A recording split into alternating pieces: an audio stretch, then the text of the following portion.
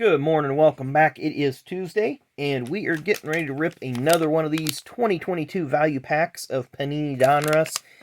And get used to these because we have plenty more. I didn't realize how many that I'd actually picked up when we were going around to all the stores back in, gosh, what was it? January, February, March-ish. And picked up a lot, so still have a lot. There's still a lot of other stuff to open up. We haven't even ripped into our case of 2017 Panini Donruss, the blasters there. Excuse me.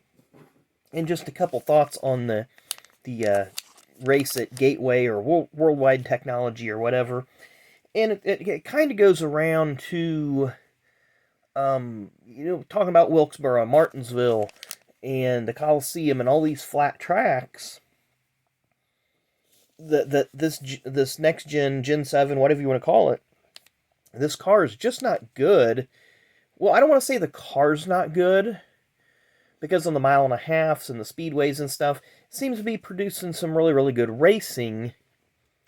But on the flip side, NASCAR, much like IndyCar, has turned into almost, not quite, but almost a spec series, where there's so many parts that have to be bought by the single source supplier.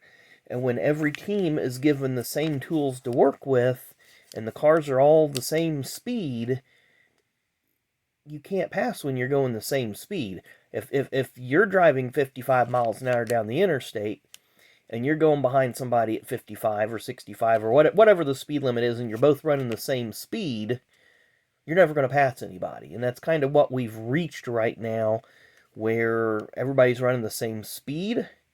And the only way that you really get around somebody is you bump them or they make a mistake. And that's kind of what we're at right now.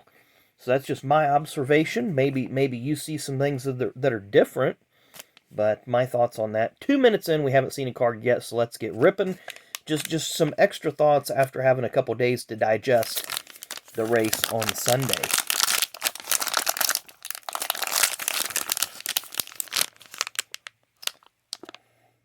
So we'll zoom and scroll as best we can with these funny shaped packs to show you the print runs.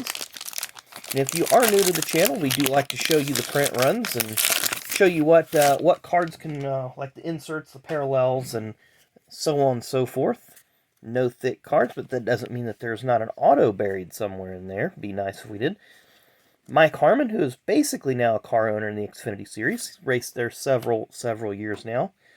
Rated rookie, Tyler Ankrum, former winner in the Truck Series. Got our Dillon out of the way. He's calling for Austin Cindric to be suspended. We'll have to see what happens there. Truck champ, Zane Smith. I think, got a friend who's a Nabisco vendor of mine, Tom. He doesn't watch the channel because he's not into the YouTube thing. But he says this guy's going to be somebody to watch. He's been kind of watching him for a few years. So I kind of agree with him. I think that Zane Smith is kind of diamond in the rough there. So if one of these big teams has some funding, I think he'll do some great things. Ryan Vargas, Chicky Nuggy Connoisseur, if you follow him on Twitter. Kyle Busch, winner on Sunday. Brandon Jones, who's having a rough season in Xfinity this year, sitting 12th in points right now. Chase Elliott will come off his suspension at Sears Point, Sonoma, whatever they're calling it now. I know it's not Infineon anymore. Sheldon Creed, who had a dominant car at Portland. And I don't know that Sheldon's one of these guys that, is he ever going to win? He finally got a pole, but I don't know if he's ever going to win or not. Casey Kane, who made the 75 greatest drivers list. A bit skeptical on that myself.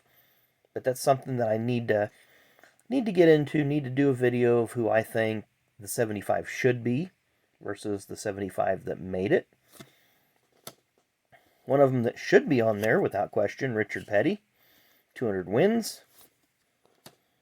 Derek Kraus, who's been impressive in the Xfinity Series, driving for Colleague a few times this year. We just talked about Sheldon Creed. Daniel Suarez had a pretty decent ride going on at Gateway there. MTJ, three-time winner at the upcoming Sears Point Raceway. I think he'll do good. Tyler Reddick, he should be strong there as well. Ty Gibbs, who's had a really quiet season, and he's kind of snuck in the top 20 there. I think if Ty could quietly sneak into the playoffs, he could quietly point his way in. Natalie Decker. Gray border Rusty. Remember we missed out on a gray border in the last pack. MTJ, Carolina Blue. Sammy Smith, Carolina Blue. Joey Logano, Carolina Blue. And 7-time Jimmy Johnson, Carolina Blue. And we have a nice looking silver optic. Is that a silver optic? I'm looking to see if it's numbered, but it is an optic of Martin Truex Jr. Race Kings. And Ryan Preece, Carolina Blue Wave optic. Very nice. And we'll go to our retail exclusives, if you will. Elite Series Kyle Busch. Brad K, Championship Drive. Ryan Blaney, round of 16. Jimmy Johnson, Under the Lights. And then who's this one going to be of? It's a Contenders checkerboard of Denny Hamlin. So this was a tough call. It's definitely going to be a JGR card of the day, because I really like this Race Kings optic. That one looks nice. And so does this one. Of course, I'm always a little partial to the checkerboards. I think for me today I have a 1 and 1A, and they're both interchangeable. Let me know what you guys think below in the comments. As always, really appreciate you guys watching as the cards slide around a little bit there. Make sure you come back at noon for Fast Packs, where we will continue with our 1992 Black Max. Maybe we can pull another great rookie. We pulled an Alan Kowicki yesterday. Who knows who we'll pull today. So thanks again for watching, and we'll see you at noon.